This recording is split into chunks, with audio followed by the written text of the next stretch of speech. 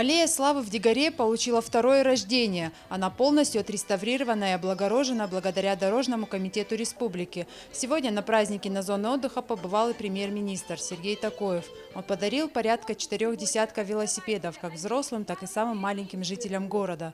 Теперь каждый может прийти в это место и бесплатно покататься на стальном коне. Это излюбленное место и молодежи, и старшего поколения. И большое спасибо, кто сегодня устроил нам этот праздник, украшил нас праздник. Мы надеемся, что наш город еще получит подарки, а мы всегда будем радовать всех жителей нашими победами, успехами и творчеством детей. Аллея славы была построена в 2000 году по инициативе бывшего главы местной администрации Солтанбека Бердиева. Это одно из любимых мест всех жителей района. Аллею отреставрировали к юбилею Дегоры. Осенью город отметит свой 50-летний юбилей. В связи с этим в районе пройдут масштабные праздничные мероприятия. Рая Дзантьева, Евгений Маркин, Осетия ТВ.